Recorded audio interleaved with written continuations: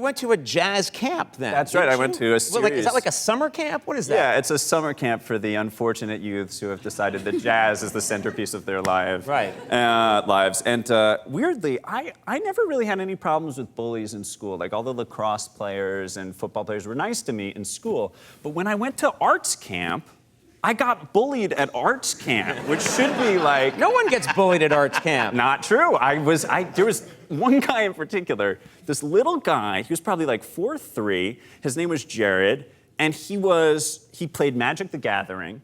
He was a violist. So even in the world of string instruments, that's like a nerd. Like a violist is just like a wannabe violinist. So he wasn't even cool within the orchestra. And he was a ceramics enthusiast. So he was like a nerd in every conceivable way that you could be a nerd. He's like the James Franco of nerds, basically. Right. And he would bully me. He would like kick me and call me names, and then he'd be like, all right, gotta go finish my vase for the kiln or whatever, you know? Why would you put up with that? Why would you fight back? I think his confidence, he was so confident. He had no cause for confidence, but he had limitless supplies. So he would literally, he'd go after me and then he'd be like, all right, time to play some Schubert or whatever. Yeah. That's how every bully should finish their beating. What were you like in high school?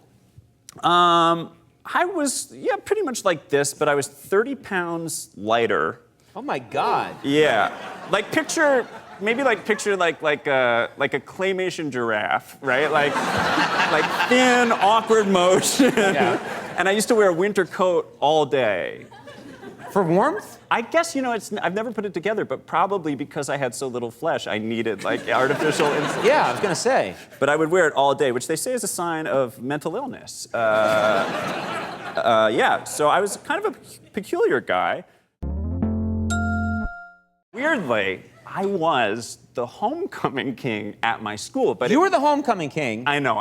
You weighed 110 pounds. Yes, that's right. And you wore a heavy woman's coat. Yes. I like that you made it a women's coat, which, in fact, it probably was. I probably was a hand-me-down from an aunt or something. Yeah. But, what happened was there was a bunch of handsome, athletic gentlemen who were prospective homecoming kings, and I think through some sort of electoral fluke, they split the vote among themselves, and then all of the freaks were like, "It's our moment! We could get one of ours." It was like Nightmare Before Christmas, where they all come. Yeah. And so I became the homecoming king. They were like, "Coat boy." Yes, exactly. He will make him our king. So you became, through this total fluke, homecoming king. Oddly enough. We have a picture of you from back then, and oh my God! Why are you making that face? Well, that was from the program that they handed out at the game. And I remember they were like, we're going to take this photo for the homecoming program, so just make sure you smile. And I was like, I'm not going to smile. I want to make this face. And they were like, smile, you look crazy. And I thought it'd be funny, so I just insisted on making that face. But I didn't realize the extent to which I looked like, kind of like the Fuhrer. I looked like a little Hitler-esque. Yeah, a little bit. Do you have an exercise or anything you do before you go on stage? Because I know that I did improv years ago, and Andy started out in improv. Some people have actual techniques they do to sort of help them warm up before they go on stage. There was one exercise that they used to have us do in improv class, and it was this exercise called Give Me Back My Son. And have you ever seen the movie Ransom with Mel Gibson? Yeah. Okay, so in that movie, Mel Gibson's son is kidnapped. Right. And there's one very dramatic scene where he's on the phone with his son's captors, and he goes, "Give me back my son!" He's really red-faced and angry. And so the way the exercise worked is you would walk up to somebody in the class, and you'd make eye contact, and you would have to, with full rage and intensity, say, "Give me back my son," and hold eye contact and not laugh. And then they would do it to the next person. So, how does it work? How do you get eliminated? If you laugh? If you laugh, you can't laugh. So you have to commit. Even though you're anxious, you feel embarrassed. There is no more awkward thing to do than to walk up to another adult, scream, "Give me back my son," and hold their gate. I mean, would you like to try it? I think we should right now. You guys? Absolutely. Yeah. So the critical thing is you have to have full all of the anger, and your son's been taken, right? Yeah. So just. I get it. Okay, so Who should go first? Do you want to go first? Sure. All right. Nikolai? Give me back my son! So you would be disqualified. He's out! Amazing. What the hell was that? Immediately You're out. a terrific actor! What the hell was that? It was so real. It was so real. Should we And he just... doesn't even like his son that much. Not really. All right, now what do I do? Okay, so you look me in the eye. Yeah. And then, whenever you're ready, let fly. Give me back my son!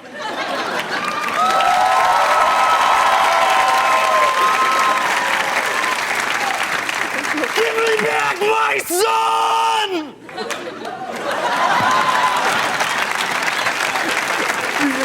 All right. All right. Wait, do you want to do it again? Can we do a speed round? Do it, yeah, fast! Give me back my son! Give me back my son! Give me back my son! Give me back my son! Give me back my son! Give me back my son!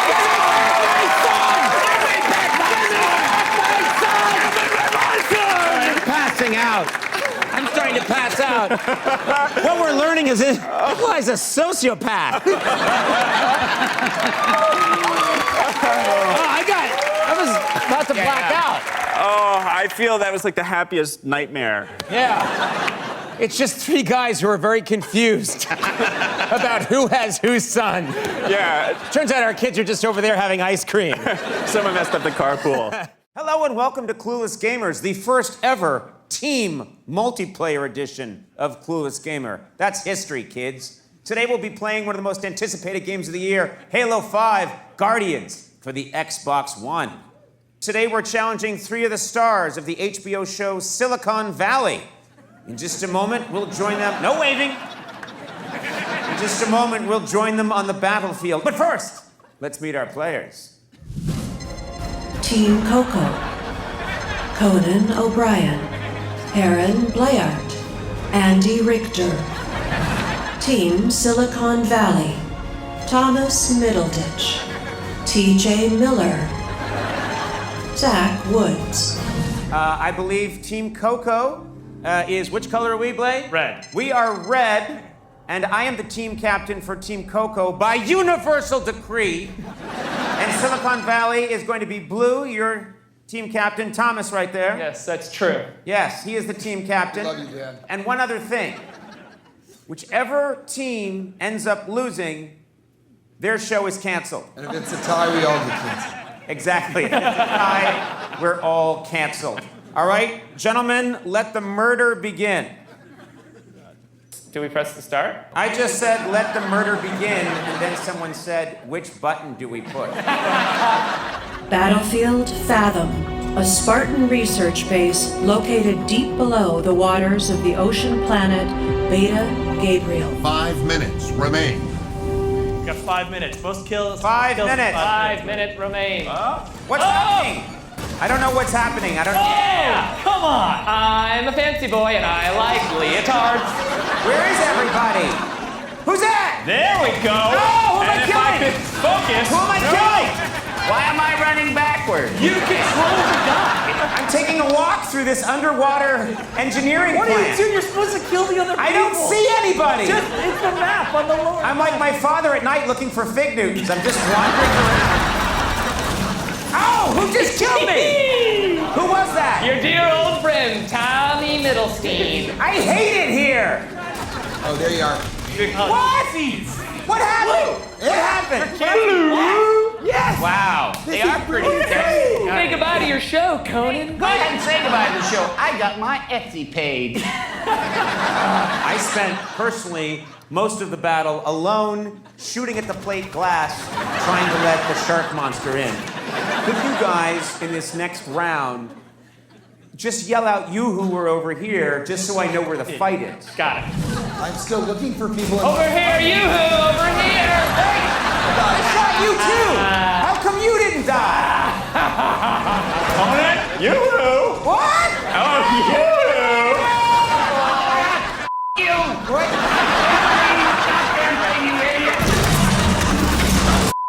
Hey! Andy, stop swearing! We are all awful at this. Oh, but awful in a way that's almost intriguing. What? Yeah, that's it. Let's have a look at the scores. Let's have a look at them. Hey, we did better. You mean I did better? I was killed several times. Yeah. Raise your hand if you killed me. 100%. So you guys all killed me. Yeah. Yeah.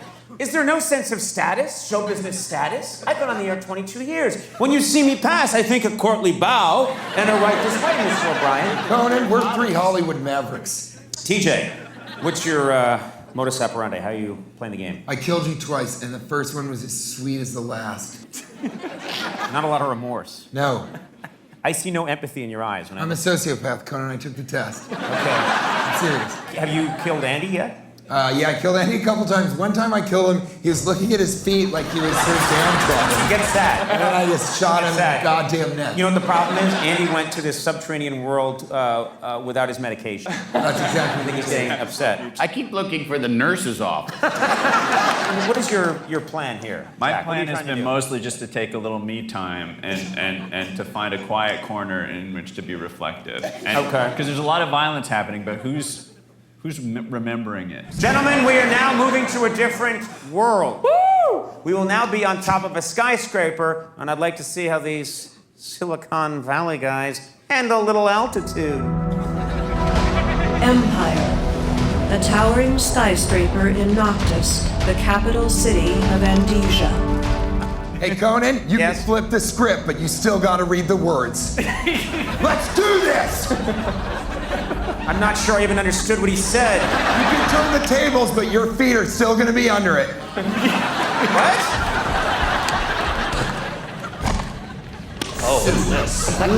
Guys, I just killed myself. I think these guys are ahead. Guys, we gotta buckle up. Oh my God, are we ahead? Yes, we're ahead! Finally! Okay. Over to the left. Over here. Yoo-hoo! Yes! Oh, you got me!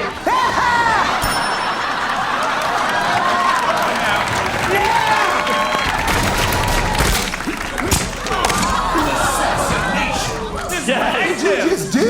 No! Yes! Curse you! That's the way the onions peel. Really bad. All right, guys, let's do one where we don't kill each other. We just walk up to each other and talk. Yes. All right, let's do it. Sorry, I just Hey, want Thomas. Hi, how are you? Hi, Andy. I'm good. How are you? Are you behind Good. me now? Yeah, Andy, are you feeling left Want out? to see me spin? Oh, hi. Yeah, spin around a little bit, Thomas. Zach's kind of. Oh, look! Thomas is spinning. Oh, oh, hey. That was an accident! That was an accident! That was an accident! Oh, okay, okay. All right, now it's... Oh, now. PJ? This is how wars start. There it is. Andy! Oh, I killed him. Andy, you killed it! All right, wait. Wait, we're still playing though. Yes! What? And I I got know. All I care about is that I took a life. I gotta call my mom. Gentlemen, would you be willing to play one final game, winner take all? Yeah. Yes. You are into that. Okay, Sure. one other Yeah, proposition. Thomas, I have $500 in cash here. I will give it to you if you will replace Andy on our team. 500 clams? Wait, what? 500 cash. make Welcome your to life, Team huh? Coco. You're out. Andy, just stay where you are and don't let anyone touch you. Team Coco rises like a phoenix from the ashes. I killed Tommy. No, you didn't. Yes, I did. No, that was Killed me. Andy. This is delightful. Explode. Ah! It's really fun to fail on 2 different teams. I'm just killing everybody. I don't care. I already Who shot me? Sorry. What? Ah, yeah! Yeah. Game over. We did it! Team Coco! Yeah! Thomas, I've sold out Thomas. friends. we want you out of the house by 5. And leave. Well, let's be chillingly honest. We were soundly beaten by Silicon Valley. Gentlemen, you played as a team, but I think you all deserve trophies. So, yeah, here we go. There's only 2! Well, you all played pretty much equally well. Mine has pom-poms. Pretty much equally well. There was some disparity in your skill set? You better believe it. Okay, we're not freeze framing. So that was a wasted effort, and I'm still talking. Nope, it's not going to freeze frame. We're not. You can jump if you like. And nope, didn't freeze frame because I control the show. Well, there you go. The game is Halo 5 Guardians. and it comes out October 27th. October 27th. All right, you guys had the thrill of beating us, and you won massive trophies. But our one small consolation is that it's my studio. I control the jump and freeze. And man, we're gonna have one great summer!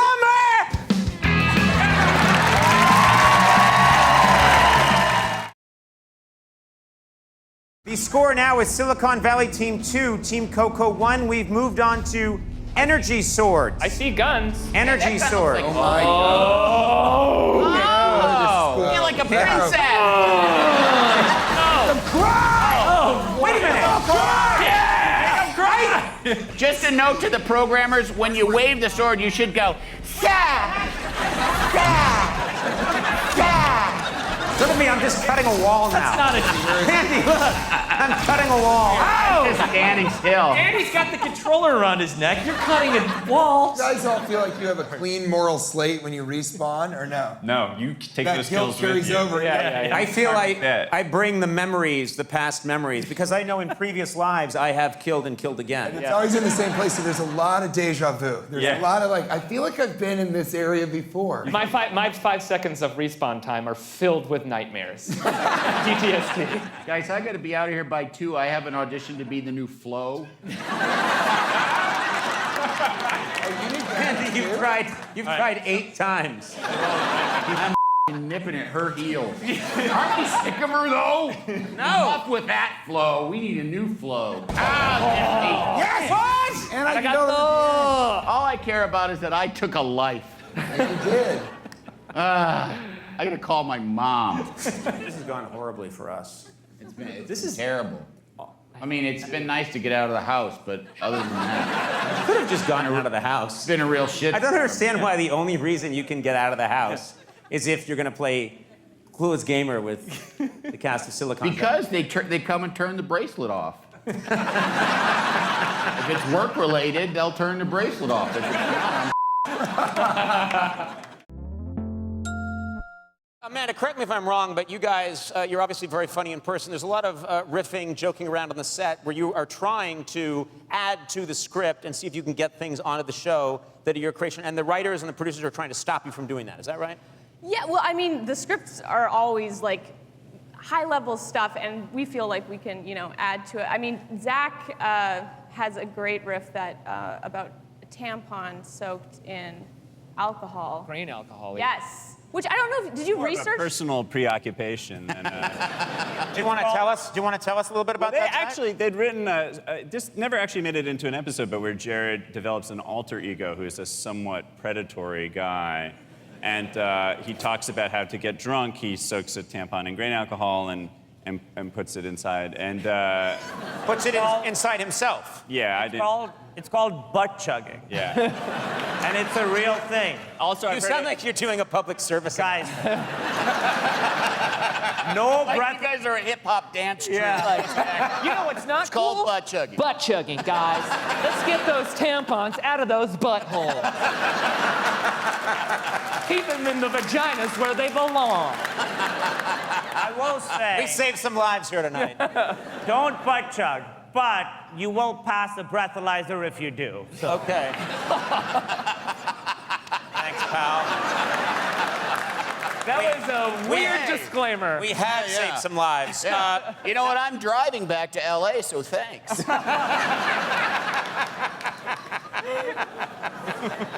Mr. Richter, are you okay? I'm fine. On the show, you guys have famously invented an app. What apps do you guys use in real life? Zach, what do you use for an app? I'm pretty wary of most tech, but I've recently started using an app called Soothe, which is Uber for massage. And the way it works is you press a button, and then a massage therapist who you only know their first name shows up at your house. And it's all the relaxation of a massage with all the suspense of possibly being murdered in your own home. Is This is a real thing? That's a real thing. But wait a minute. And so you know nothing about these people. Have you had a good experience? I've had, mixed experiences. I got one from my girlfriend recently, and the guy showed up, and he looked like Bronson, you know that Tom Hardy character? It's pretty obscure reference, but it's basically a bald skinhead with a giant handlebar mustache and murder eyes. And You're this like, guy was, I got this for you, sweetie. I'm leaving now. I mean, that's a very strange thing to do. Yeah, well, I'm relaxed and also like constantly in a low-grade state of terror. When this show premiered, we were at South by Southwest, and they have a big tech component. And when I was eating in the lobby, I heard a guy pitching his app to another person for the tech conference, and he described it as the Gandhi of apps. So tech people really are as horrific as we make them. I was at TechCrunch. There's a TechCrunch Disrupt, which is in the show, is a real thing. Yep. And TJ and I were at it at the end of the first season, and someone came up to pitch us an app that he'd made, and not realizing that TJ and I are pretty staunch atheists, he says, "I've got an app. It prays for you." And we're like, "What?" And he was like, "You just select your religion. What? And it will pray on your behalf." And I was like, "You don't know how spirituality works, my friend." I hope God has an app that just automatically sends you to hell. Wow. It's kind of a left swipe, right swipe deal for God. Smite, save. Smite, save. Zach Woods. That guy is experiencing this huge surge in popularity online. Not just popularity with the ladies. Yes. Yeah, and not that we have a picture here of Zach Woods. He's a fine-looking fella. Yeah. Yeah, I I think there's a bit of a tie-in because I think it's this little catch, but I think something with Jared on Silicon Valley where he's this sort of very sensitive guy, and I think as soon as Russ Hanneman said, this guy F's, this guy. Oh, of his character. He said he met Russ Hanneman, the loudest braggadocio guy in the show. He meets everybody, and then he sees Jared, and he's like, "Hey, this guy." I think since then, and because Zach has no social media whatsoever, he's this elusive little fairy that women... He's gonna love this, by the way. Yeah. Anytime I put a picture of him on my Instagram, the likes go through the roof. He was on, do we have that picture of that account? I think we do. There's an Instagram account, yeah. There's an Instagram account called Hot Dudes Reading, and guess what? I'll never be on there because I think reading's for, losers, but it says #FrickMe. I mean, that's forward. Yeah, yeah. Is he enjoying this success, do you think? Oh, yeah. He's single and ready to mingle, man. I don't know what's happening. I can't gauge the audience's response. I think they don't like me. No. That's totally wrong. I think it's the suit. I've lost you guys from the top. No. You committed. No, that's not true. You came out and you did what most people do when they're trying to win over a crowd, which is you said, "I hate children." You said, "I'm the best." Yeah, you Total displayed agreement. a giant ego. Total agreement. No, you're doing great, kid. Yeah. You're doing great. I understand you had a little bit of unpleasantness recently. You had your wisdom teeth pulled? Yeah, mere days ago, I had all four Days wisdom. ago? Yeah, days ago. How are you feeling? Well, I feel okay now, but in the immediate aftermath, I wasn't so good because I'm very sensitive to chemicals, and they gave me laughing gas. They give you laughing gas? Yeah, and they were like really relaxed about it. They were like, "This is nothing. It'll wear off quickly." Everyone has this, yeah. Exactly. But immediately when they put it on, I felt myself go kookaroo, and I started, in the middle of the procedure, I kept asking the woman who was doing the procedure, "Is time passing?" and she was like, "Yeah, it's always passing." And then I was like, "But now, what about now? Is it passing now?" And she said, "Well, time's a construct, so maybe we're moving and time is standing still." And I was This like, is some "What?" amazing.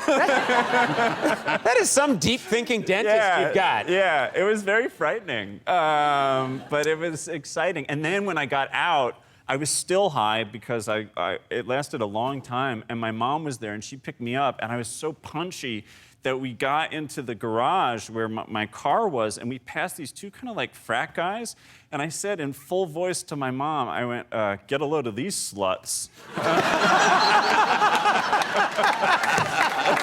And my mom was like, she's like, stop, Zach, get in the car.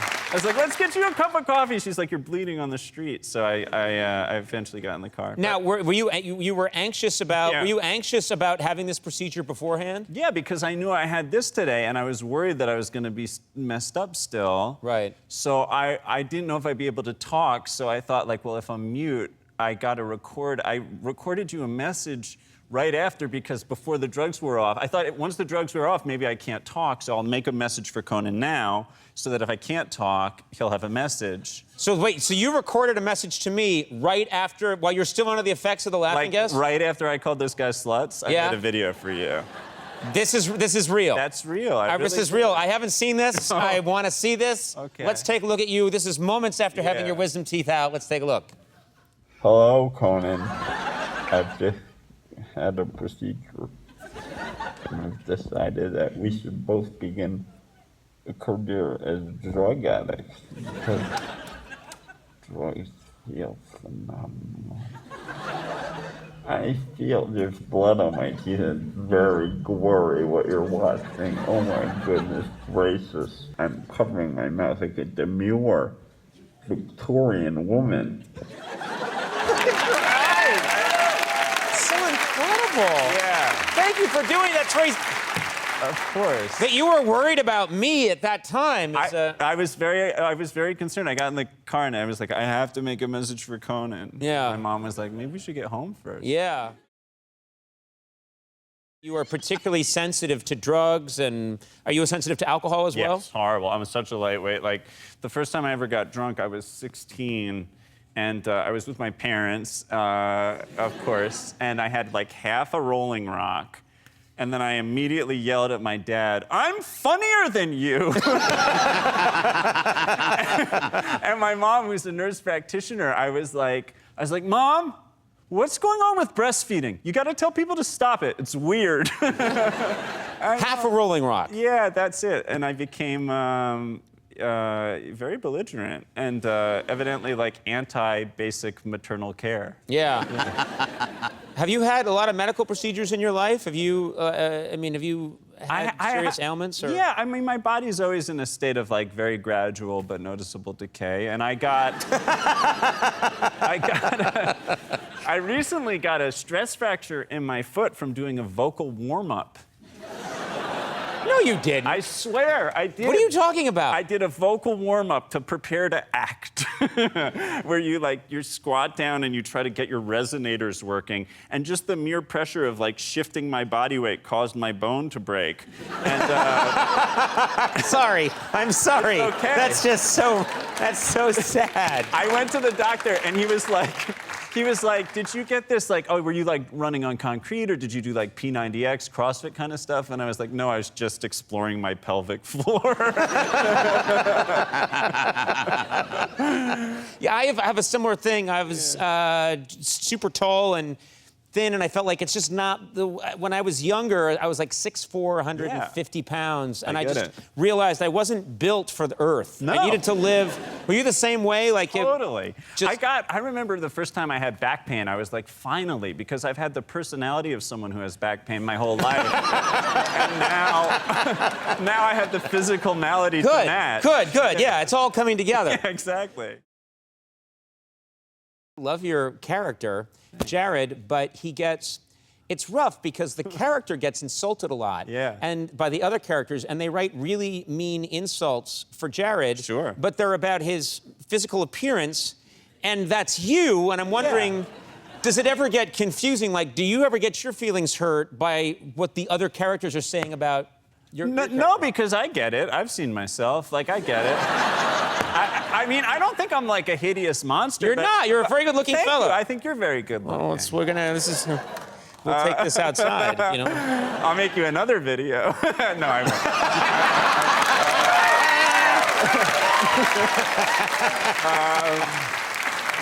But no, like I get it. Like, I'm long and white, and I have my face bends in strange ways. And I remember, like, in the first Your face bends in strange ways. It does. Yeah. I mean, I don't mind. I'm okay. But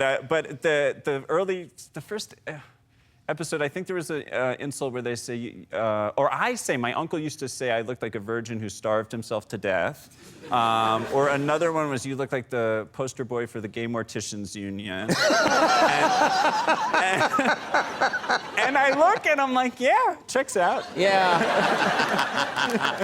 Well, it's all for a good cause. Yeah, it's all for a good cause. Yeah. It's for a good cause.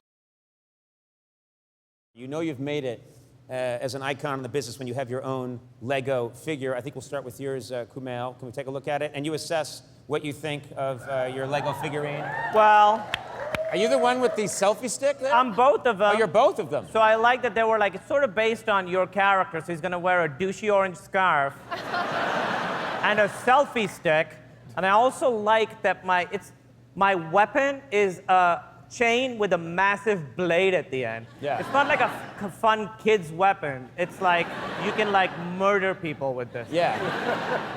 And then Olivia, let's take a look at yours. I think it's up there. I'm just curious if your family is proud that you have a Lego. That's mine's Coke. My mom is so funny. When I told her, she was like, "Oh, that's so great. You do voice in Lego Movie. Do they paint you yellow in person?" And I was like, "No."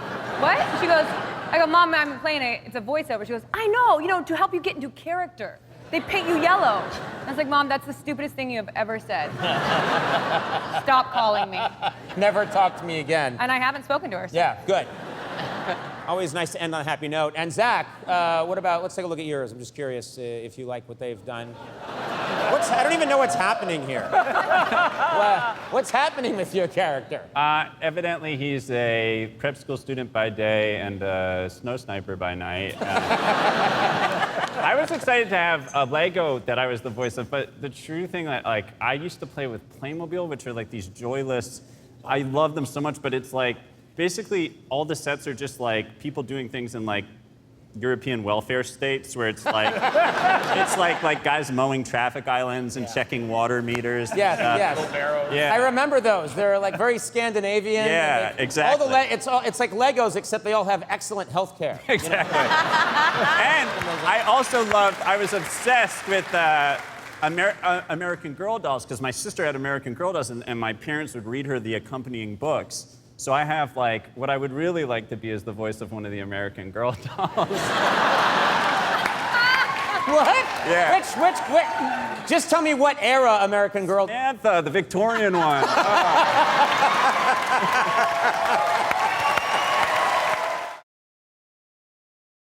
Justin, let's talk about Lego Ninjago. Are you familiar with this universe? Were you familiar with it before you? I was not familiar with this Right. universe. I don't know if anyone here is familiar with that universe, but from what someone called me about getting the job, and I said, great, what is it? And then I found out that it's like Fight Club for 10-year-olds.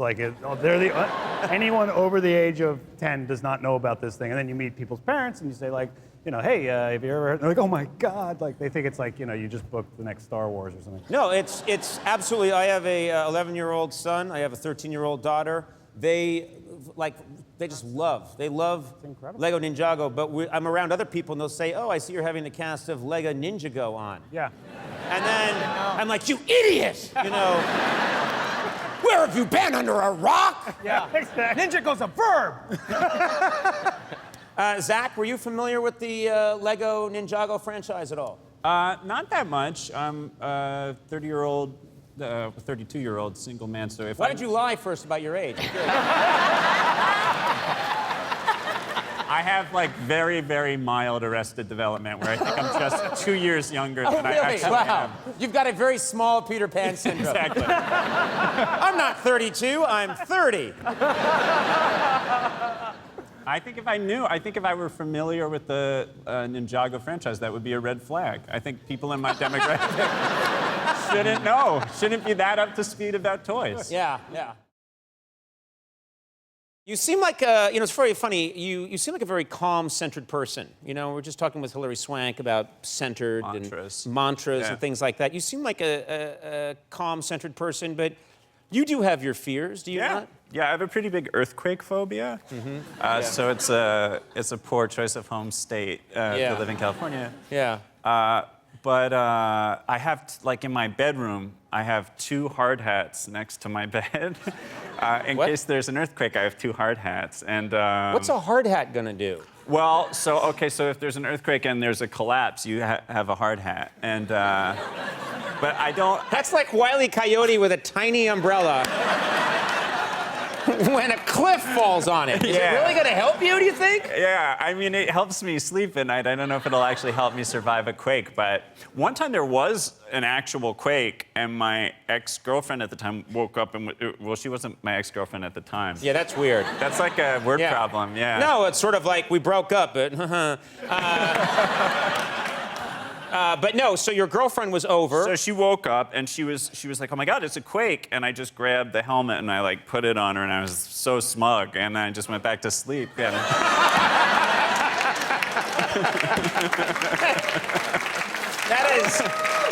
That is so great. That is either the dorkiest or coolest move I've ever. There you go, baby. Don't worry about it, hon. A new girlfriend? Yeah. And was it love at first sight when you first met her? I mean, for me it was. I don't know. For her, it took a little while getting used to the way she would talk about the way I looked, because she has very unusual taste in men, and so she would say things like, when we first met, she was like, "You don't look like a Zach," and I was like, "Well, what do I look like?" And she's like, "You look like a Lindsay." Lindsay? That's occasionally a man's Occasionally, name. we know that. Lindsey Graham. Yeah. And then we were walking on one of our first dates, and we passed the poster for that movie, Slenderman, and she was like, "Look, it's your biopic."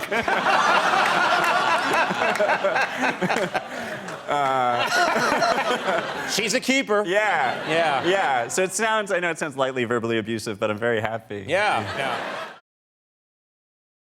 You're from, is this right? You're from Yardley, Pennsylvania? Yeah, in Bucks County. That's like a little, how is this like a small town? Yeah, it's a small town. But we have some notable residents. My favorite, our most famous criminal of all time. Criminal? I like it. I thought you were going to say, well, Jimmy Stewart's from there. Or, no. You went right to criminal. Yeah, I like that. And there's this guy from my town called the Bread Molester. What? Yeah, and he would go into grocery stores, and he would go to the bread aisle, and he would just take bread and just squeeze it, because he loved the way bread felt yielding under his hands. And then all the grocery stores installed, because he was doing this to so many grocery stores. And just ruining the bread. Like people would go to buy their bread, and it had been pre-clenched. Yeah, pre-clenched assumes that they're taking it home to cleanse. I buy it, and then I take it home, and then I molest it. That's how you're supposed to do it. Pay for it, you take it home, then you draw the shades, and then, you know. Come to me, my sweet little rye. Well, they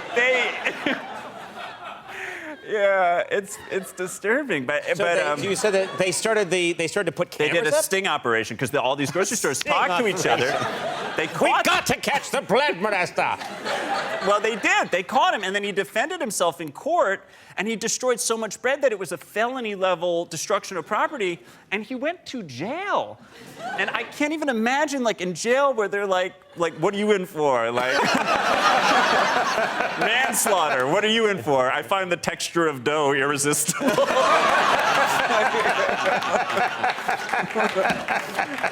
It's insane. You know, I went into your dressing room before the show to say hello, and I saw that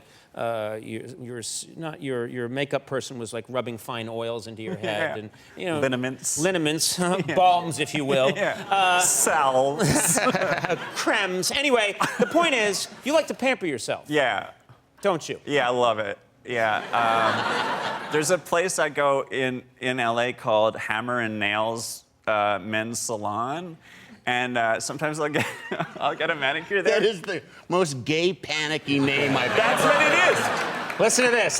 The whole place is designed to reassure you that you're not a pussy. So you go in, and like on the wall is a giant a metal sign that just says cars, and they have a boxing like a boxing bag hanging from the chain. Yeah. And then all their treatments are named, like they call the hair coloring color camo, or they have like the I love tits pedicure. No, that's not true. They don't. Why can't that be true? The totally hetero hot stone massage. Yeah. SEAL Team 6, cuticle So treatment. you go, you get your nails done. Yeah. And you get a pedicure as well. Yeah, Yeah. full treatment. Yeah. Yeah. And then everyone like high fives afterwards. Yeah, well, you can't make physical contact because it'll send people into a sexual identity crisis. Silicon Valley, your character Jared, they introduced these great touches about him. He's such a sweet guy and mild-mannered, but they added this element that he screams in his sleep in German. Yeah. Why did they add that? Where did that come from? Okay, well, that's based on me, and I always want to preface, like, whenever I explain this to anyone, I always like to say, I'm Jewish. My whole family's Jewish. Mm-hmm. I'm a big fan of the Jewish people, being one myself. Yes, you are a Jewish man. I'm a Jewish man, so bear that in mind. But when I was in college, one night I went to bed early, and my roommate stayed up because he was writing a paper. And the next morning I woke up, and my roommate was looking at me, and he was like, are you okay? And I was like, well, what do you mean? Yeah, I'm fine. And he said, last night you went to bed, and I was up writing, and in the middle of the night, you sat up bolt upright, made eye contact with me, and said, I hate the Jews. and then went back to sleep. What? I don't know. So, I don't know. So, is this some inner self-loathing? What is I this? guess I'm like a nocturnal anti-Semite. Yeah, so I told Alec Berg, Yes. the producer of that show, and I think that was the basis for the German shrieking. That you just shriek German. Yeah, yeah, Middle of the night. yeah. Yeah. So nice to have you here, and we've been talking about this for years, but I love Silicon Valley. I just love the show. I'm kind of heartbroken that it's winding up, but I'm really loving this season. It's Thanks, great. Conan. That it's makes me really feel so good. good. Yeah. We saw each other backstage, and you mentioned that your son watches the show. Yeah, I lied. Yeah. Yeah. I don't have a son, and we don't own a television. Yeah. You're more of a wireless radio man.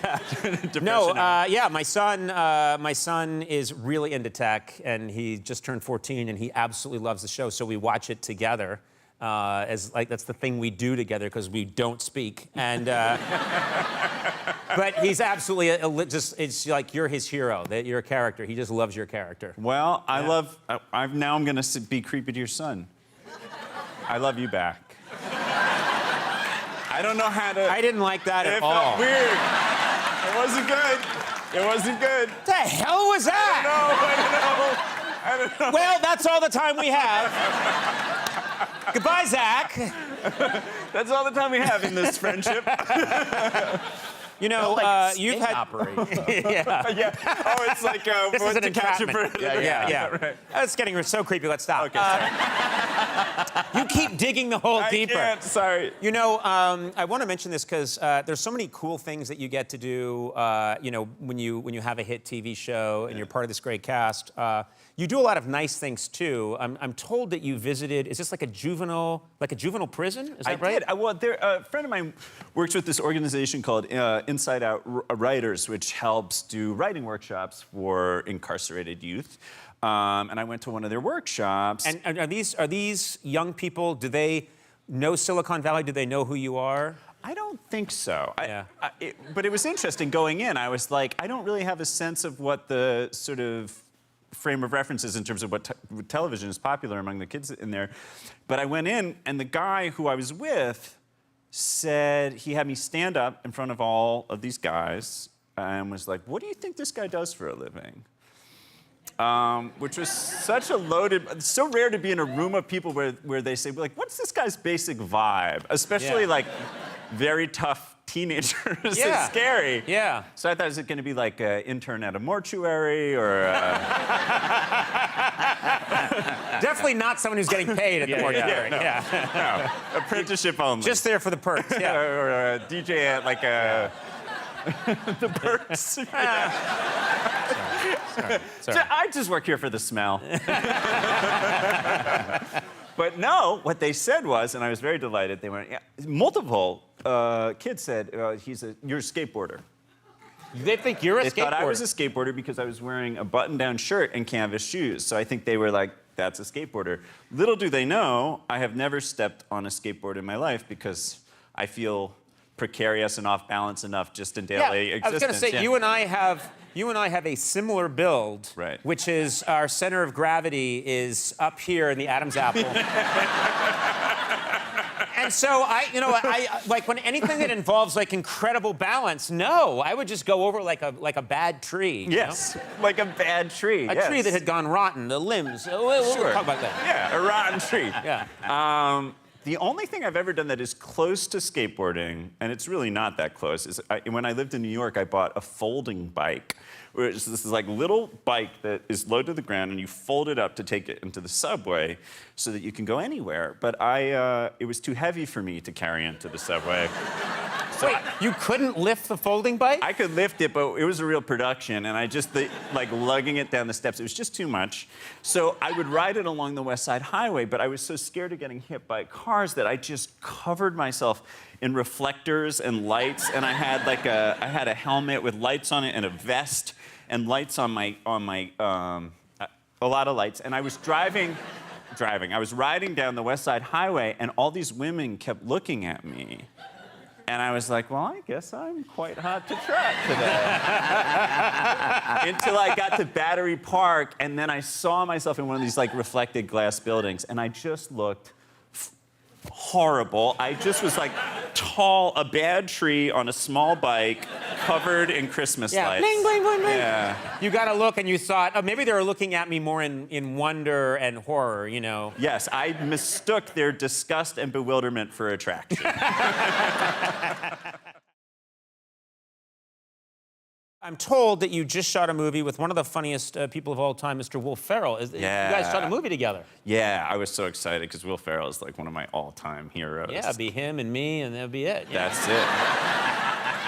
You, him, that's it. And, but we were doing a scene, this was one of the more surreal moments of my whole life, which is that we were doing a scene in the morning, but we were shooting in the morning, but it was supposed to be at night, and we were supposed to be going to this nightclub, and we were supposed to have a lot of energy. And we were kind of sleepy. And on Silicon Valley, Thomas Middleditch and I talk about NPR a lot, because we both love NPR, and we're always going through all the different hosts and stuff. So right before we did this scene, to get ourselves pumped up, somehow Will and I ended up talking about NPR. Yeah. And there's a host on NPR named Lakshmi Singh. Oh, yeah, Lakshmi Singh. Lakshmi Singh. Sure, yeah. So we started chanting right before they go rolling speed, and we go, Lakshmi Singh, Lakshmi Singh, Lakshmi Singh. And I was thinking, like, Lakshmi Singh is asleep somewhere. She has no idea Will Ferrell is using her as his, like, Eye of the Tiger. Yeah. Also, she famously kind of whispers, Yes. right? This is Lakshmi Singh. Yes. I mean, she's so not someone... I don't see Vikings going... You'd think of like 1,000 Vikings going, Lakshmi Swing. With their tote bags. Yeah, their tote bags. Lakshmi Singh is my cocaine. Where did you shoot this? In Austria. In Austria. And who, how did you find the people of Austria? Were they nice? Were they... Well, I'd never been to Austria before. Very nice people. But there was one guy who was so sweet. He was a whitewater rafting instructor, and he was also a driver on the production. So nice, answered all our questions, very sweet. But at one point, he said to one of the other actors, he was like, it's so crazy, like, 60 years ago, we were fighting over, like, pretty much nothing. And now we're, like, friends as countries. Like, there was this whole war, and what was it even about?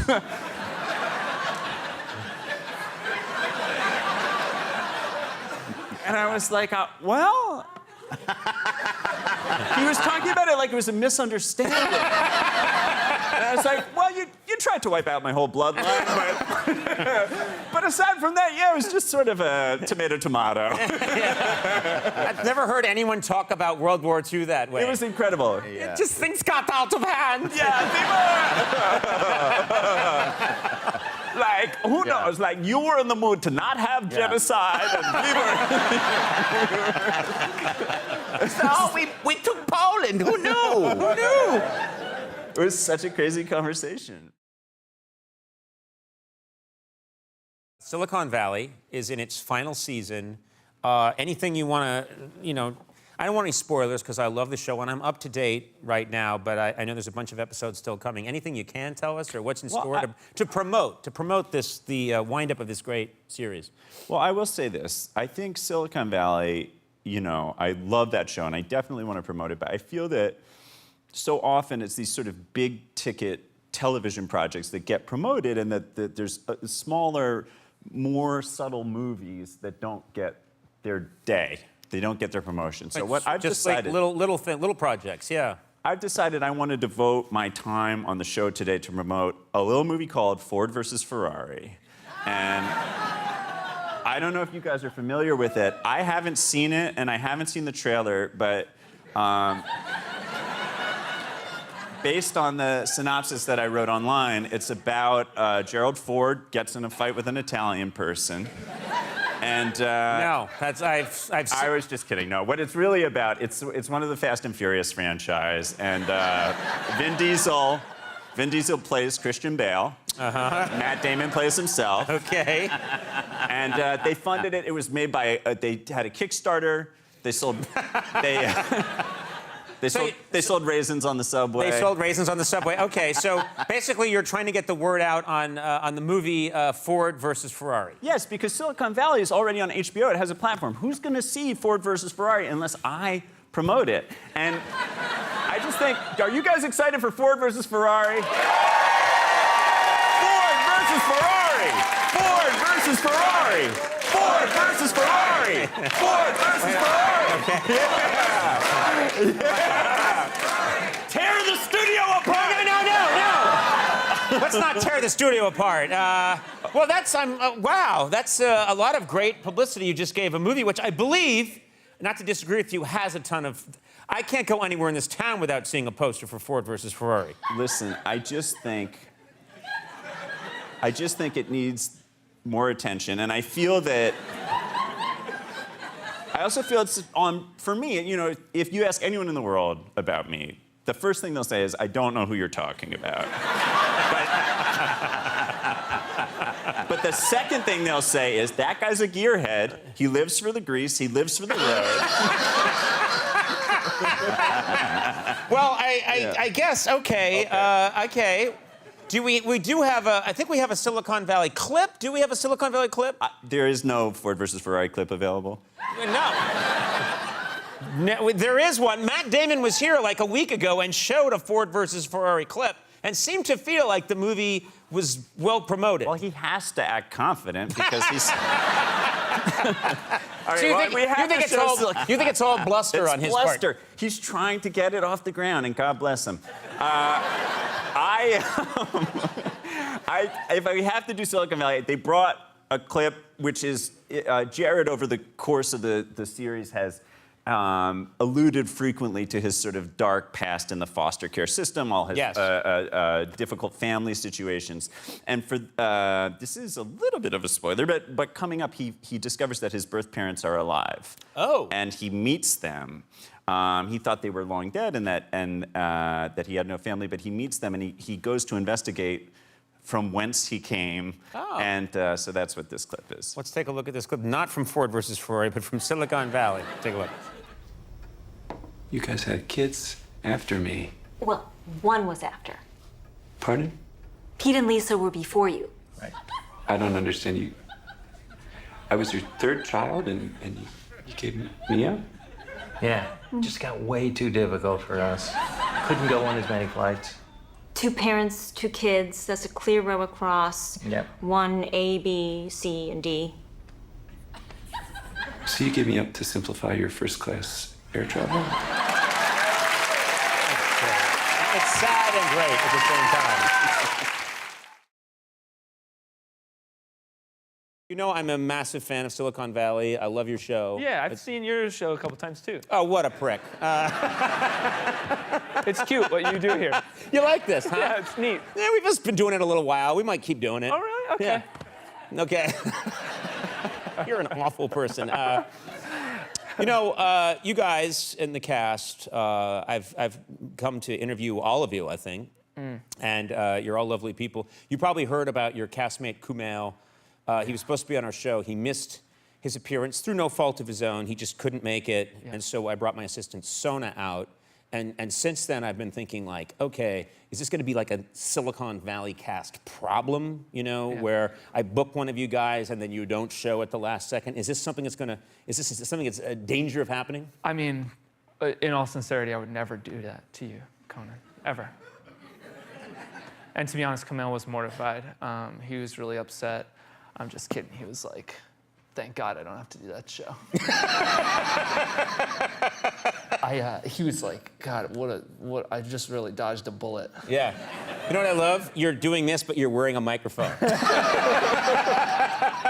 You're saying it into your microphone. Yeah. Don't tell anybody. Yeah, yeah. But I murdered. And I was like, Kumail, he's like a comedy icon. You should do a show. He's like, I got 2 words, suck it. Like old school, like 90s WWE. Like he's a big fan of Shawn Michaels and stuff. Man, that is, wow, I didn't know he was that kind of guy. Yeah, well, now he's a Marvel star, so. He's got big muscles now, so do the math, pal. Yeah. Ever heard of this? That's what he's doing. Yeah, you'll see. You'll see. What hero is he? Huh? Is he in a Marvel movie? Yeah, he's in a Marvel movie. He's one of the immortals with Angelina Jolie and who knows who else. Okay. I don't read the trades. I don't know what's happening. He's in London, England, dear old merry old England, across the pond, as they say, getting ripped. None of that was necessary. You just say he's in England. What is a chip chop and a chip chop? Yeah. Having a little fish and chips, is he? Yeah. Dodge the U-boats on the ride over. And you're a mess. Hanging on by a thread, sir. But yeah, he's working out and having controlled meals and staying fit. Oh, good. And got abs for days. This boy. Yeah. Well, he sent me like a mirror, like selfie shot. He's like, do I look good now, right? I'm like, yeah, you look great. You look great. Really? He did send you one? Yeah, we send each other photos. Okay. We do tit for tat. You know, you guys, I do think you have you seem like you're friends. You do as a cast. Yeah, and that's good. That shows that the acting is working. Yeah. Most of us can't stand each other, but we're all quite. Well, like, for example, we had Zach Woods on the other day. I love that guy. The hell was that? What's that? Piss. What? Cat piss. I know that taste anywhere. Yeah. You know how hard it is to get a cat to pee in there? Took us 6 days. Yeah. If you think it peed everywhere but the cup for a while. And if you think about how much a cat pees, that's a tremendous amount of cat piss. Yeah. To fill a mug. Woo. 6 different times he got it. Yeah. I suppose I shouldn't complain. It is rare, after all. Yeah. We had to microwave it. Yeah. Oh, good. To keep it warm. Well, yeah. But we had, as I said about 40 minutes ago, we had your friend Zach Woods on the show. Before we went down Cat Piss Alley. Are you kidding me? Comedy Gold. I'm giving you hits out of the park. Now there's a sports fan.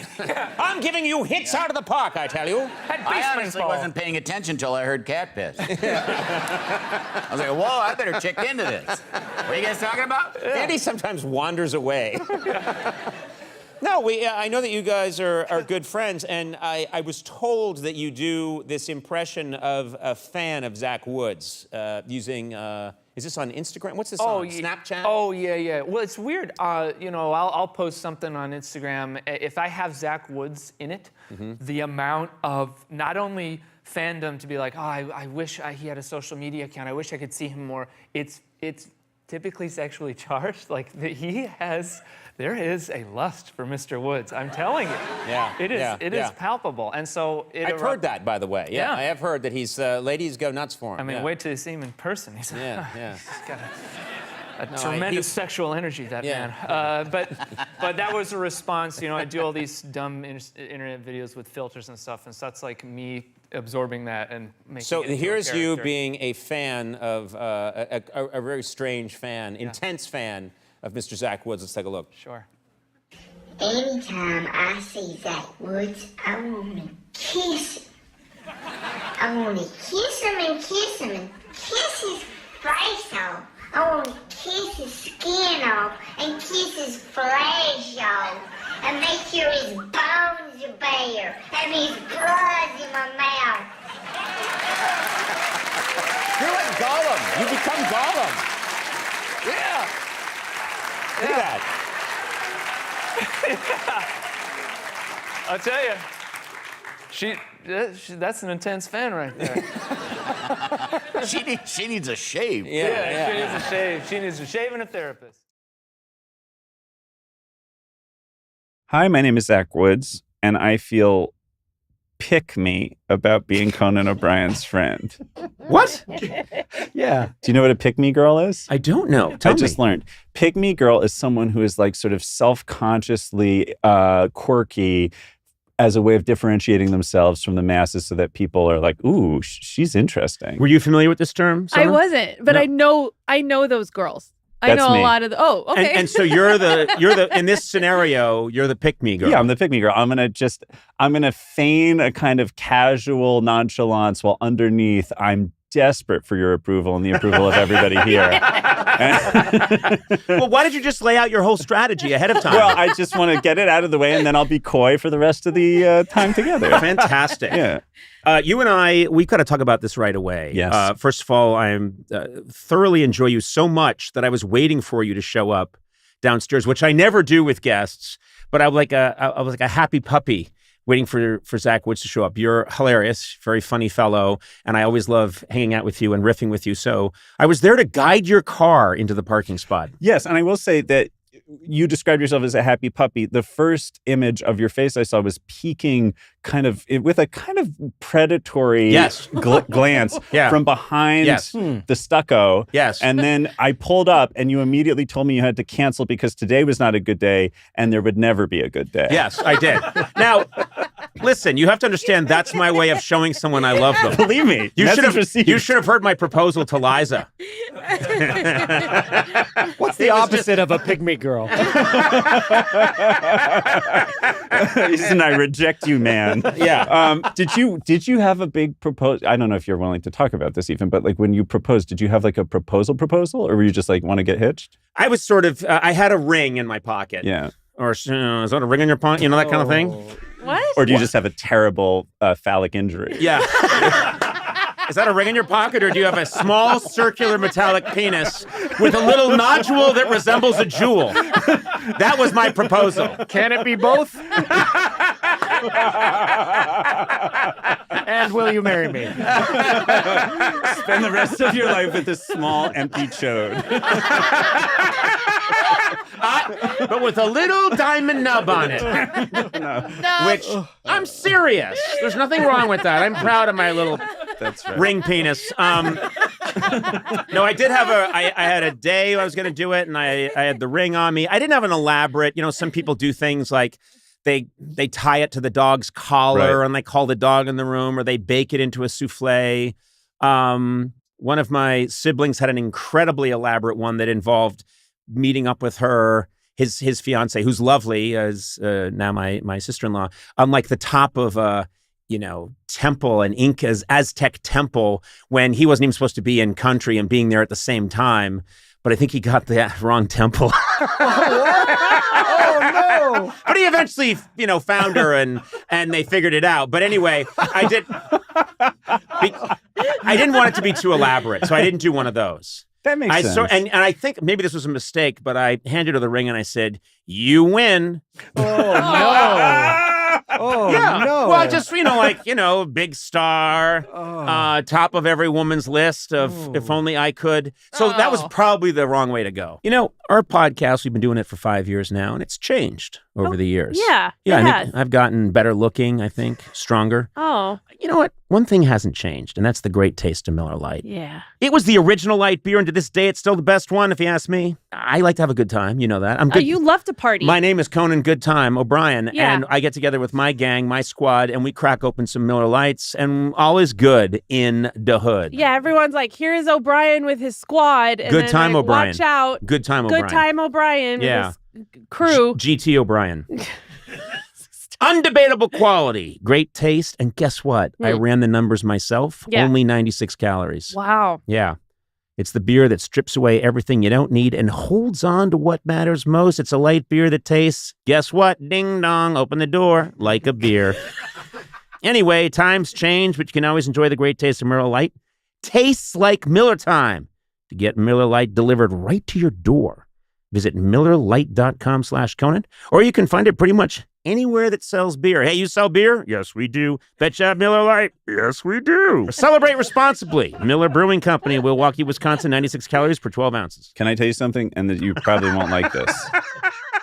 Because I know you're self-effacingly saying top of every woman's list. I don't think I've ever had a girlfriend who didn't confess to having had a crush on you. Oh, no. Why don't these things never seep back to me? I think you see what you look for, and my guess is the sexual energy that's flooding in your direction is being blocked out by some sort of color blindness, but for and thick sweaters. Yeah, exactly. I always buy sweaters that absorb and repel any kind of sexuality coming my way. Well, it's funny. We should talk about this because you and I, we have some similarities. We are both tall. And I think men with gangly, they were gangly in our youth. Would you say that? You were still quite gangly. Yeah. I've put on a few, but you're... No, I've gained weight, but it doesn't, the gangliness is just it's just buried gangliness, but it's still gangly. I mean, Bobby Moynihan, the actor, once described someone's body as looking like a lowercase b,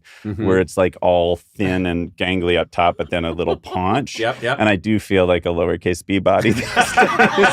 I'm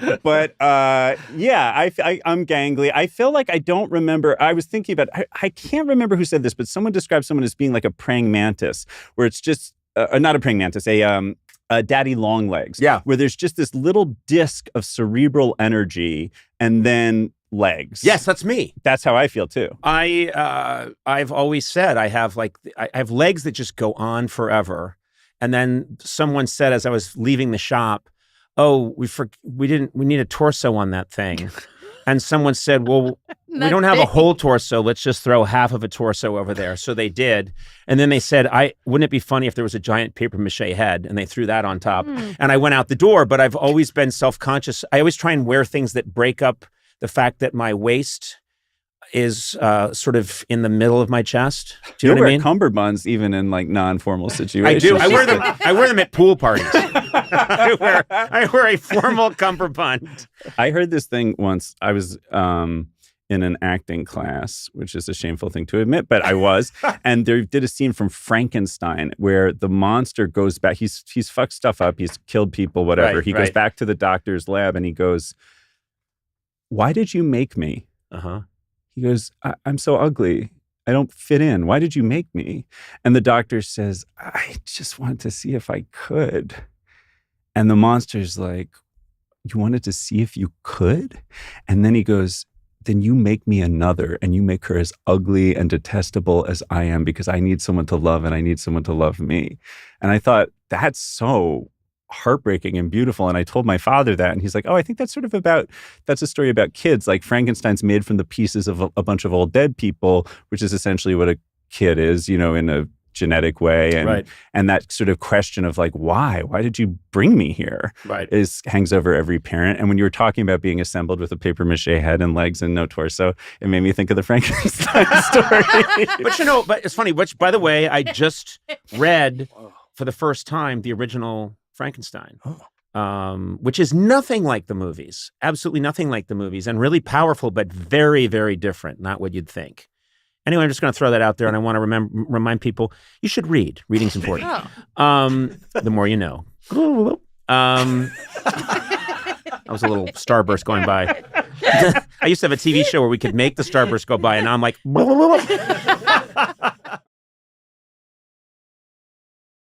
I know I saw you, I think for the first time, I remembered seeing you on The Office. And then I have to say, a show that my son and I really bonded over was Silicon Valley, which, as you know, I've talked to you about it, but I adored Silicon Valley, absolutely adored it. And your character, Jared, was so funny and so delightful. And so I told my son today, oh, that I'd be seeing you. And he doesn't respect me at all, but I saw respect in his eyes. Good. So it was very cool. Me so happy. I mean, okay, I don't know how much earnestness this can accommodate, but I do want to, you can cut it out, right? You edit this. Okay. Wait, I don't think we have the money to edit. Oh, really? No. It's tough times over here? No. We're making a ton of cash is coming in, but it's going out rapidly because right up your nose. Well, I don't want to say it specifically. It's not just my nose, but he actually just snorts money. Yeah. Oh, God. Really I shred it and then I snort it. You can't see this, but he has a terribly deviated septum with just like little pieces of Ben Franklin's face. It's really horrible. Yeah. But I was going to say this. One of the first times I ever saw you, because I don't know if people know this, in early days of Upright Citizens Brigade in New York, before it became this kind of factory for people who would then go on to populate all kinds of comedy shows, no one made any money. No one had, people couldn't support themselves and everyone was a weirdo and not getting cast in whatever TV shows were being made. So Conan's show was how so many people kept themselves afloat. And the first time I ever filmed anything for television, I was cast on your show to play a leprechaun with Marfan syndrome. That's my comedy. Which was then cut. And then I also did a bit where I had to make out with somebody while Chris Matthews narrated it. And then I think that also got cut. But the point is, I got a paycheck. You get paid either way. Yeah. And it was, you really sort of were like the Medici of like freakazoid New York comedians, where you're keeping us, in our shitty apartments. That makes me really happy. I've heard that from other people. It was not a selfless act because, we needed all these really talented performers to do incredibly bizarre things. So it worked out so nicely that at that time, there was just this incredible wealth. I mean, Amy Poehler used to play Andy Richter's sister on the show, and she wasn't on SNL. Right. And we would try to use her like once a week, and she played his sister who wore a giant headgear. And we'd give her a script that I'd like to think was a solid B. And I watched her every time take it to an A++. I mean, she was just, you could see even then, she was so amazing.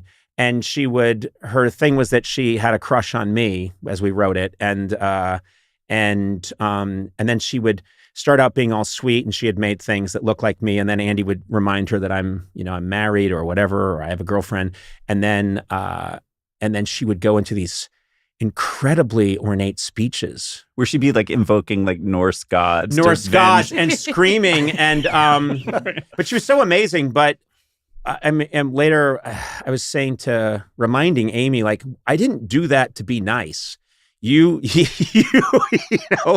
were lucky to have you. We were lucky to have you. We were lucky to have all these incredibly talented people. But what's interesting to me is there's a couple of people that I see in comedy that sort of had a similar build to me when I was coming up, and I always want to bond with them because the other is, I think of like you, Stephen Merchant. There's a couple of us praying mantis men out there that get into comedy. And white men. That's what you're drawn to. That's what you're saying. Yes. Strong white men. I'm trying to... Strong. I'm sorry. No, that's the part that's objectionable. Yeah. Not the flagrant racism that I'm assigning to you, but just the self-description as strong. That's the thing. I think, it's about time white men caught a break. I've said this many times. No, but can I say, I also, again, respectfully dissent, because I'm very... you have been supportive of me in ways that it's not like we're hanging out, going fishing on the weekends. Like, you've just extended your platform, your support, your praise. in a way that is completely benefitless. You know, I made a short film that you promoted that was how it got any audience at all. You brought me on your show before anyone wanted me on any talk shows. And I don't think this is unique to me. I think you're someone who has a real kind of comedy Robin Hood vibe in this way. Oh, that's nice. Yeah. I have to say, it just comes from I when people really make me laugh, I just want to be around them. I want them to do well, and then I want them to cast me in their works. Sorry, that's the long con. Is there something specific that you like? I know someday you're going to make a movie, and there's going to be a part that I'm not right for at all, and I'm going to guilt you into giving it to me, and it's going to really hurt the movie. And you and me.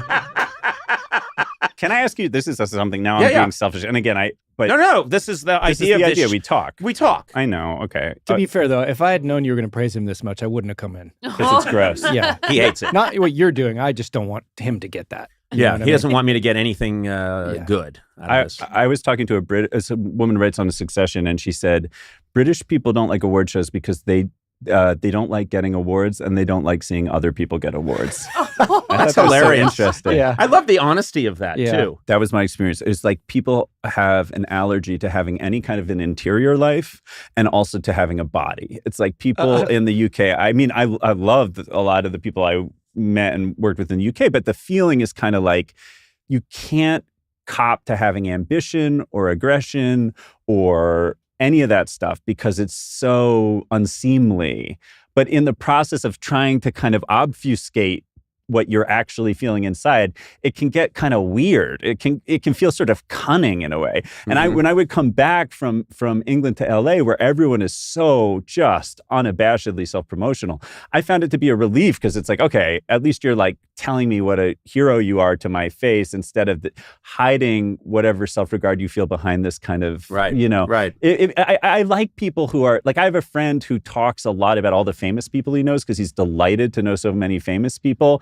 And it's relaxing to me because I'm like, oh yeah, I know where you stand.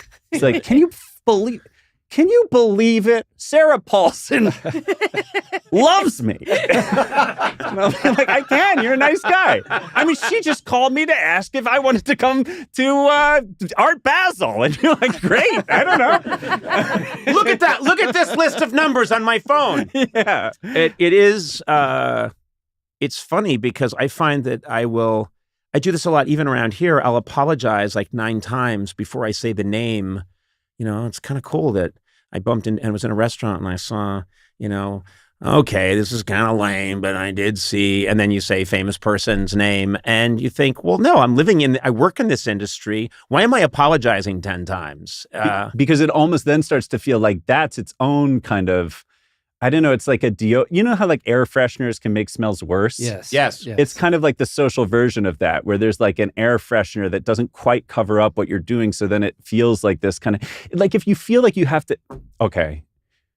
Money, I think, is a really interesting one. Yep. Like where people don't want to talk about money because it's so uncomfortable. But sometimes when I'm around people who have lots and lots of money and they kind of try to spare me from the acknowledgement that they're rich, that's one of the only times I'm like, oh, do you feel like your money makes you better than me? Because you're protecting me from the fact that you have money. But I'm glad you have money. That's great. Good for you. Yeah. It's like, I'm not threatened by it unless the implication is like, oh, I don't want him to know because he'll feel like such a little gutter snipe, you know? And then I'm like, wait a second.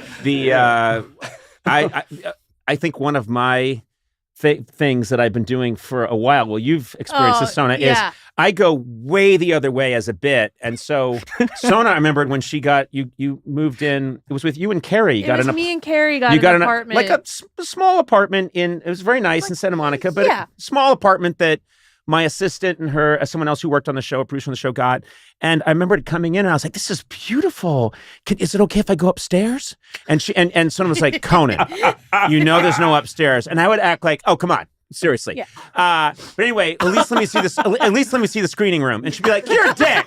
And I'd say, I just want to check it out. Where's the gym? I'd Where's say, your "Can I- gym? Where do you I work just want to out? see the gym for a second. And she'd be like, all right, fuck you. And then I'd say like, okay, if you don't want me to see it, is it okay if I just go and check out the indoor pool? And but it was the only. And it's when sometimes you'll like get your wallet and you'll just sneeze and all this cash That's will the fall hardest. out. The hardest I've ever seen. Adam Sachs, who's in the room with us right now, and Adam Sachs is a very genteel fellow, and I was once he didn't know you didn't know me that long, Adam. No. Adam hadn't known me that long, and what I had done is I was talking to him, and I was preparing, but he didn't know. But I was just saying, like, look, I don't know. I think I just feel like I'm anyone else here, and I don't really feel like I'm any different than I was in high school. I went to a public high school. My parents didn't have much money, and we just grew up in a middle class house. And I just think I haven't changed. And then I sneezed very convincingly and loudly. And what I had done is I had a money clip filled with money, and I had rolled it up and hid it in my hand. I went, "Kah!" And this giant wad of money came out my nose and shot onto the floor. And I was like, oh, damn it. Like, every time I sneeze, a lot of money comes out. And Adam covered his... What will you say? Oh, my God. I'm crying now just remembering it. And He I've was remembered crying it many and times. shrieking. I You were fell out of my shrieking. chair. I was yelling, covering my face. And we had only known each other maybe for a couple months at that point. Yeah. You didn't know me, and so sometimes like my comfort zone is something that's so insanely over the top, Warner Brothers cartoony, wrong that it's okay. I think Does that make sense? Yeah. Yeah. Also, it's funny that you said that he snorts money because that It makes sense. It's clear now right? that I do. Yeah. You have done this show called In the Know, and you did it with Mike Judge. Yeah. And it is really funny and really well done. And I think you've made 6 of them. Is that right? There's 6. Yeah. Okay. I watched the first one before you got here, and I was like, oh, I'm totally down with this show. It takes place at NPR, and this is going to reel you in. It's NPR.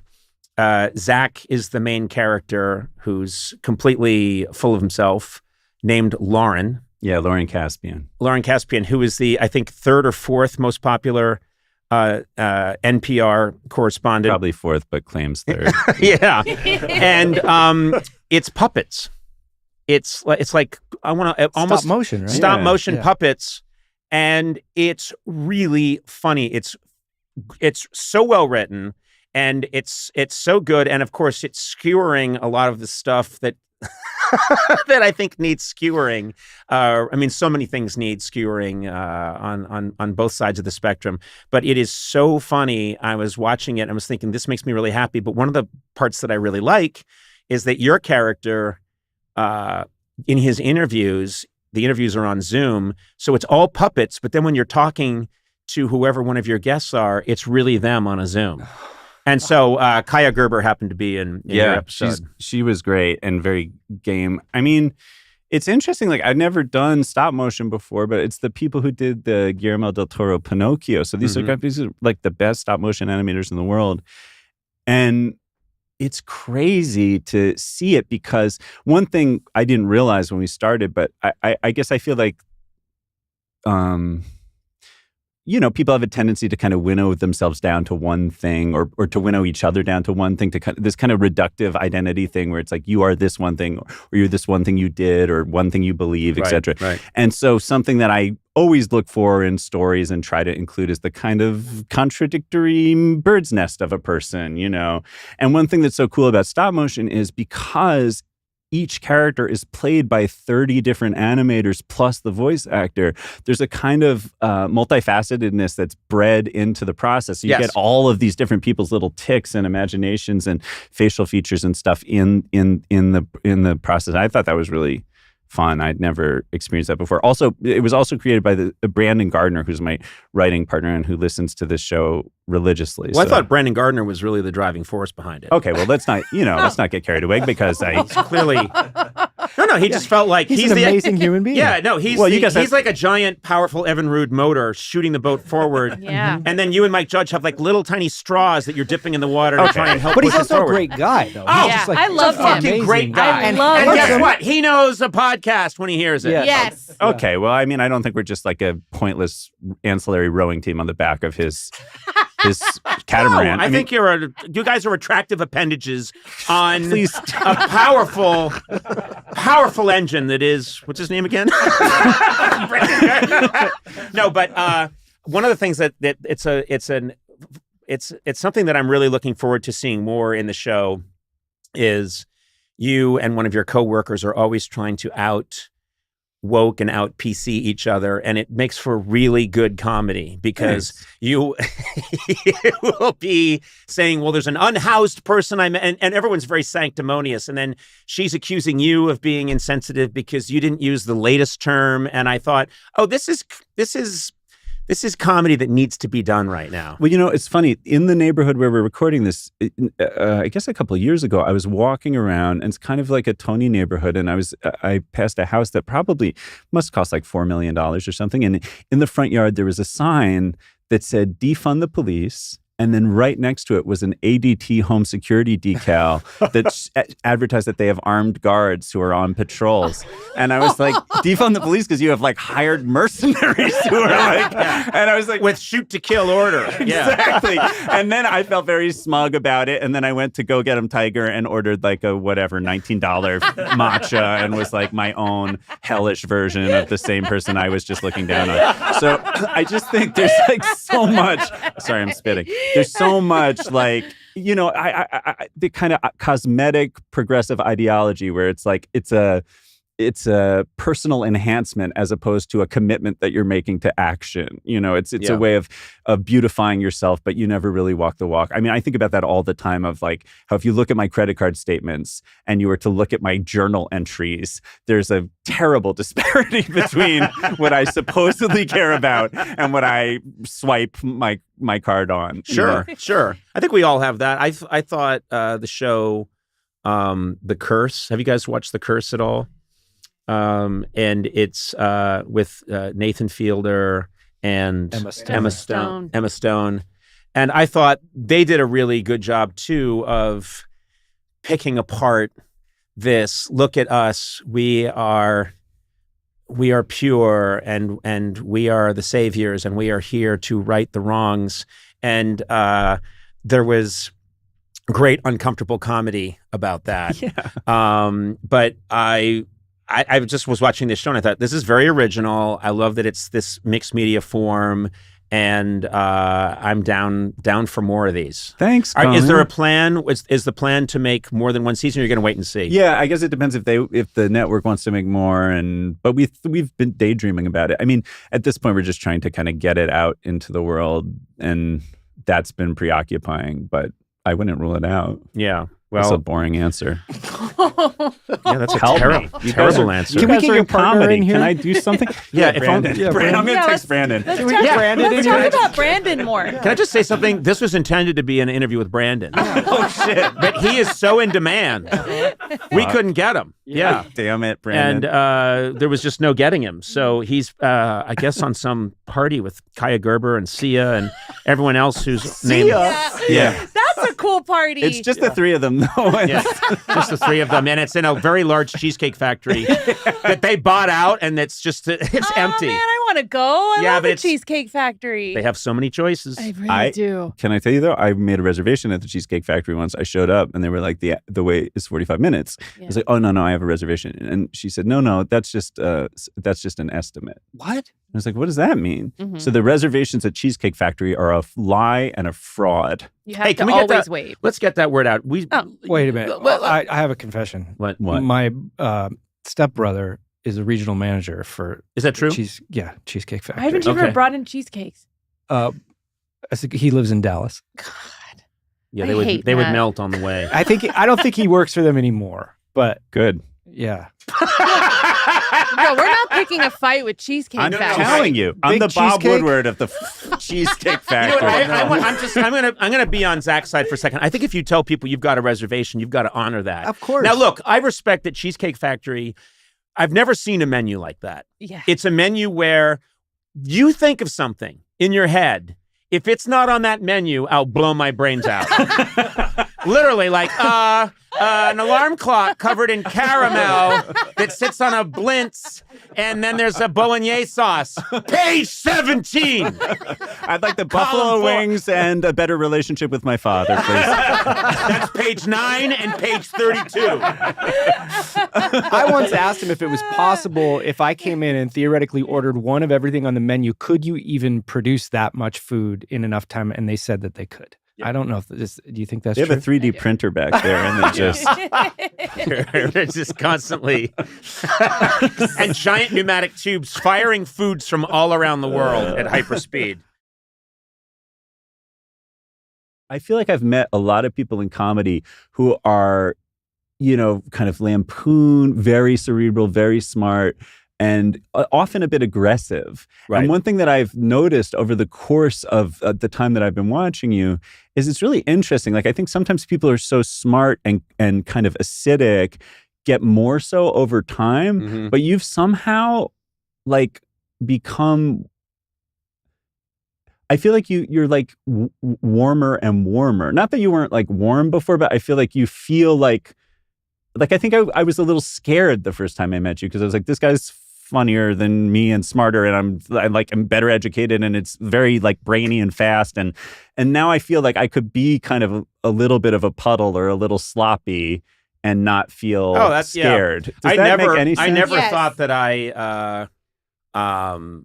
I will say that I am happier at this stage of my life than I was at.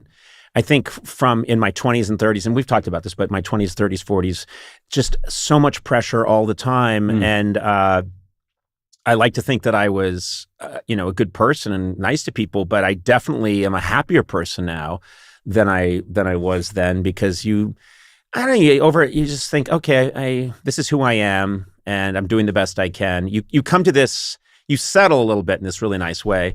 But also, I think smart is way overrated. I agree. Smart is so overrated, and sometimes I went to this school where there were tons of quote smart people and who were much smarter than me. And in my life, in my career in show business, I've met tons of people who are smarter than me. They probably have a much higher IQ. I don't credit smart with a lot. I think. I can think quickly and strangely, but I honestly don't think that counts as smart. And so I'm very suspicious of the whole thing, of this whole concept of who's the smartest here.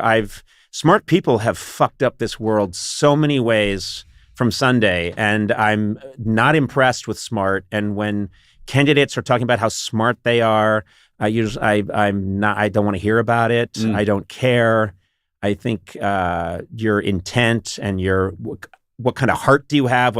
That's much more interesting to me than smart, which almost gets a negative connotation sometimes. Did you feel like you were more dazzled by intelligence when you were younger, or were you always kind of skeptical of it? No, I think I probably was more impressed. You're more impressed with a lot of things when you're younger. Yeah, that's when true. you're younger, you're impressed with a lot of things, and then I always would see other people and think, oh man, I really want to be.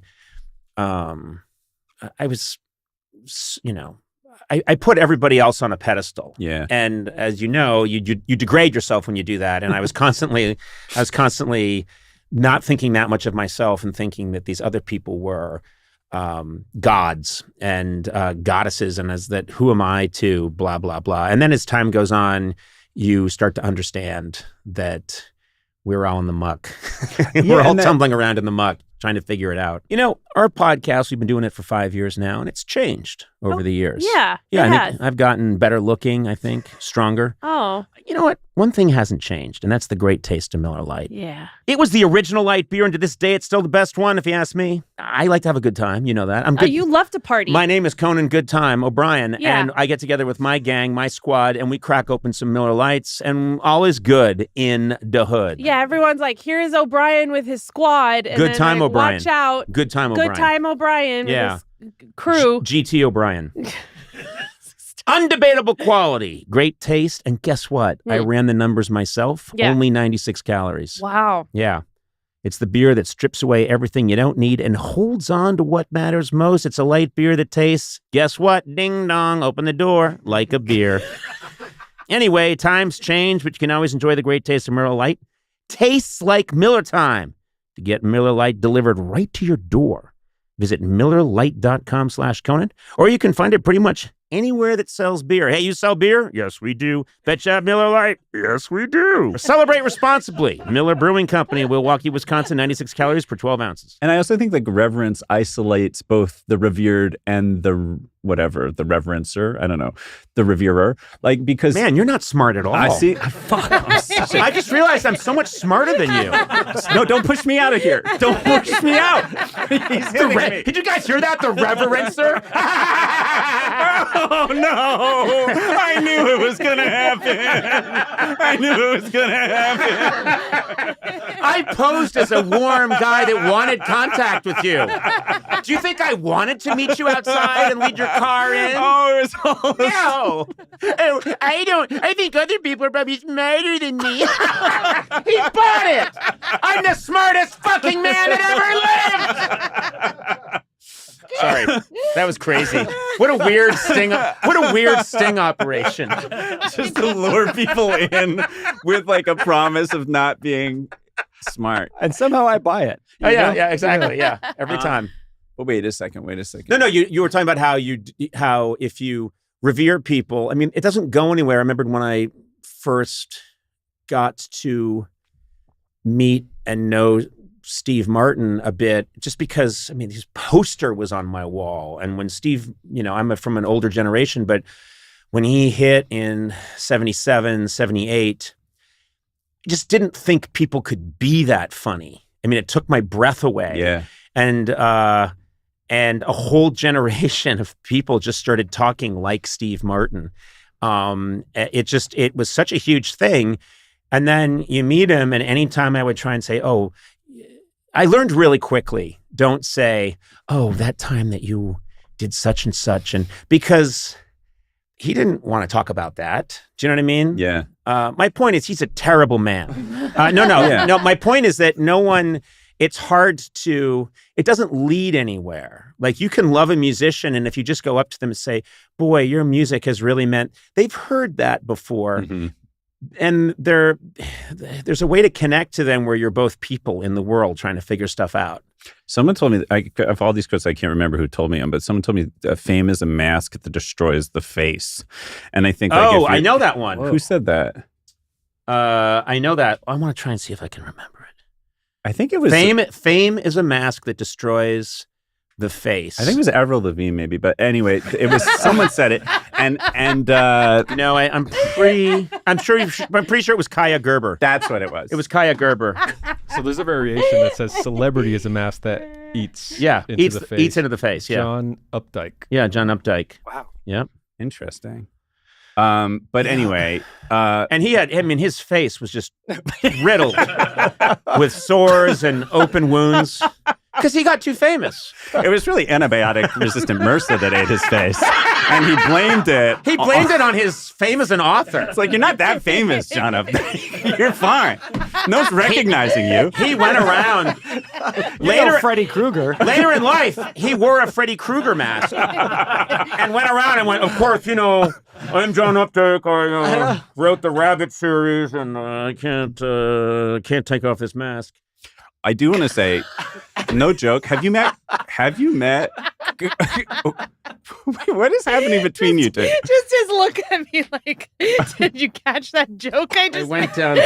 I went down a John Updike rabbit hole as Freddy, and I look over, and Sana was looking at me like she was watching a man go underwater for the 9th time, never to return.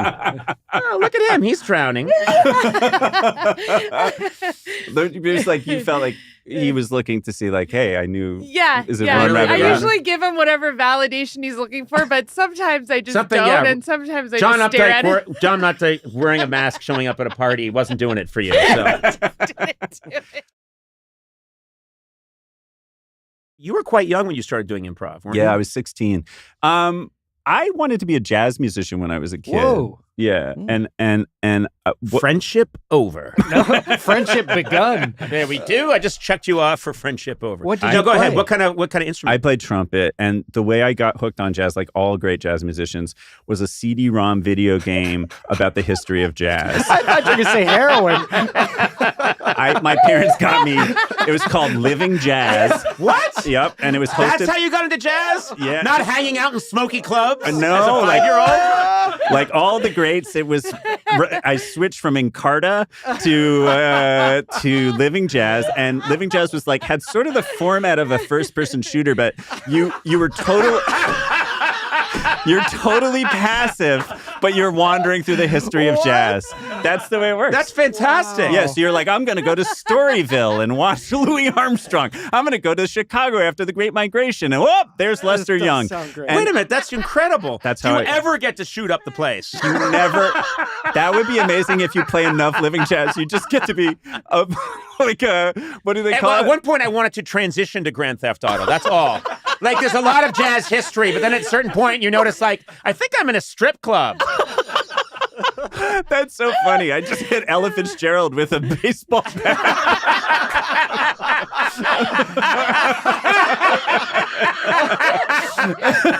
People are really mad at me online. Oh, God.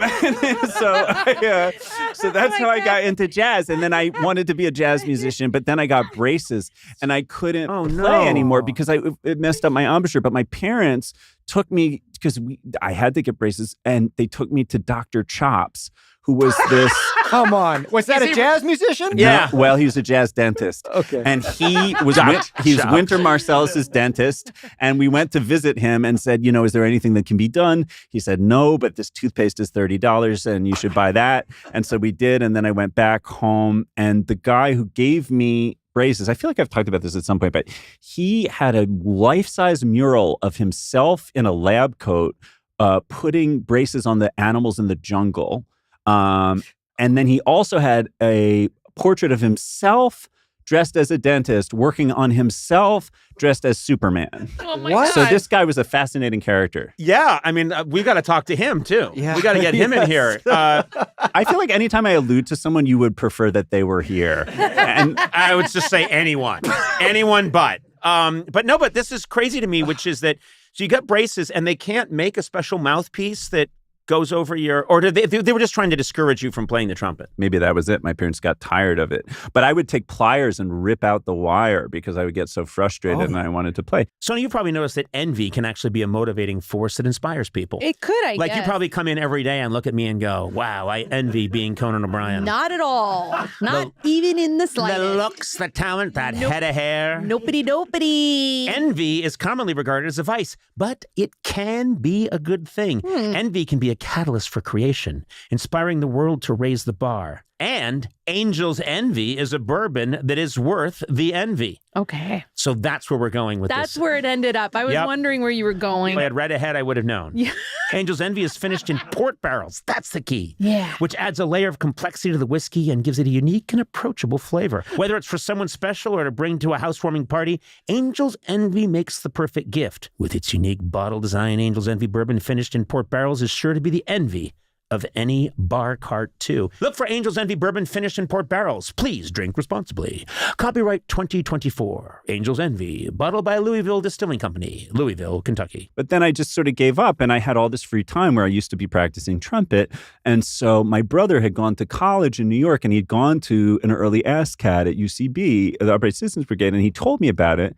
And I thought, oh, that sounds fun. So I would take the train up to New York from Pennsylvania, where I grew up, and I took classes. And back then, the Upright Citizens Brigade was in this kind of dingy ex-strip club where you remember this. Oh yeah, definitely. Yeah, they had cleaned out. Yeah, Well, he remembers the strip club. Yeah, they cleaned out. Definitely. They cleaned out the strip club and turned it into a small black box theater. That's right. Yeah. But they would still sometimes find condoms and stuff because I guess it was a house of ill repute. And then also, I guess there was like a mix of someone told me that there was like, I guess for some reason the strip club was popular with Hasids. So sometimes like these Hasidic guys would come in and like sit down thinking a strip show was about to start, but then they'd just be stuck in like Brett Gelman's one-man show or whatever. Yeah. And like you just end up like watching alt comedy for an hour and they couldn't leave.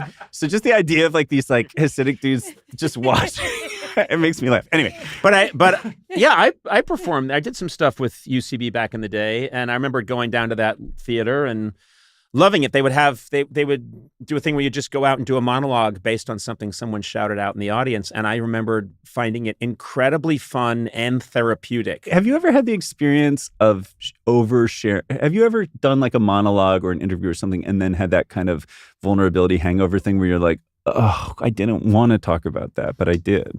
I mean, I talk so much. I probably have, but I don't know that I've ever come to you, Matt, and said, take out that part where I talked about my younger sister beating me.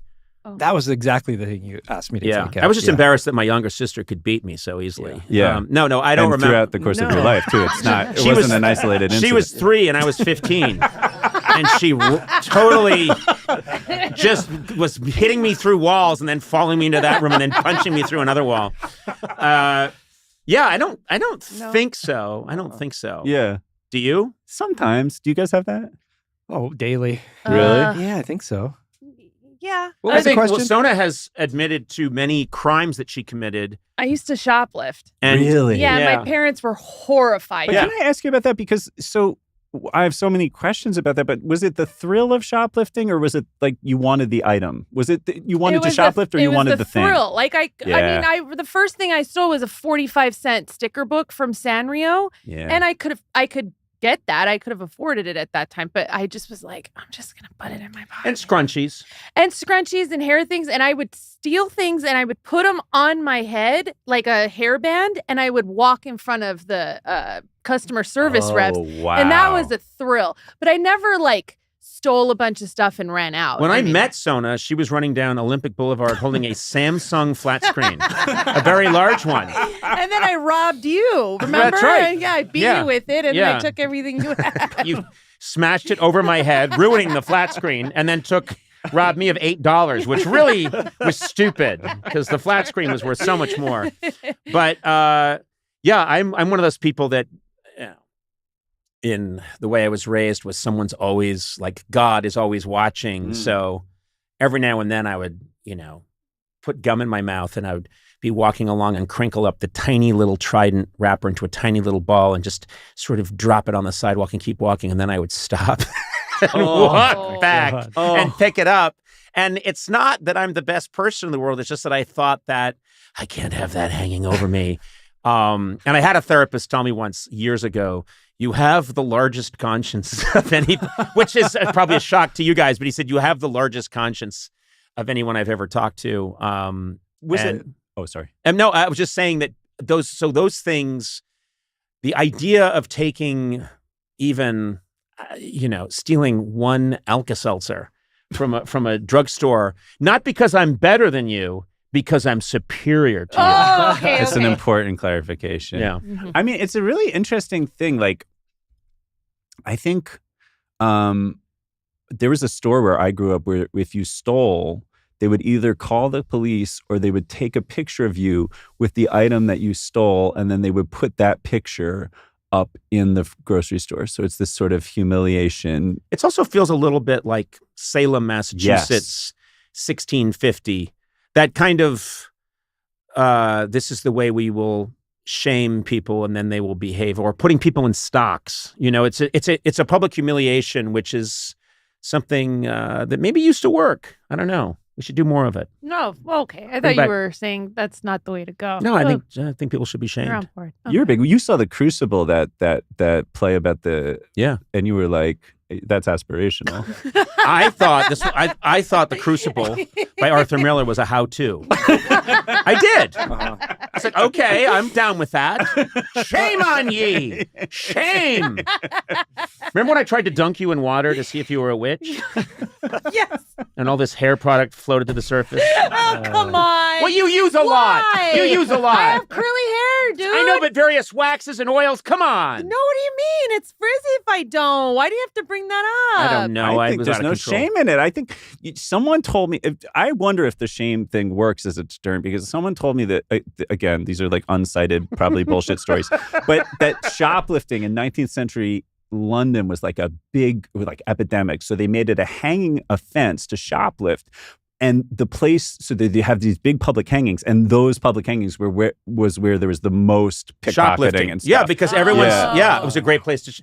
And also, I think, that was back when you could get shipped off to Australia for, taking a loaf of bread. That's it. If you were Botany Day. starving, and then you're, boo-hoo, Australia. Have you been to Australia? It's amazing there. I wish I had been shipped off. Yeah. Instead, we went to America and went to central Massachusetts. Farm. Conan, come back. Yeah. Come back. Hey, buddy. Come back, Conan. It's our country too, man. Hey, sorry, man. I blacked out for a second. I'm just saying, if they had sent me to Australia, which is where we should have been sent. You would have surfed? No, yeah. I'd have like a V-shaped torso right now. I'd have like a six-pack. I'd look like a Hemsworth if I had gone. I would. Yeah, it was I not would. going to Australia. I would have lips instead of this gaping gash for a mouth. I'd have eyes that were the right size instead of these beady little rat orbs. They should have shipped me off to Australia. But no, we had to go to Sturbridge.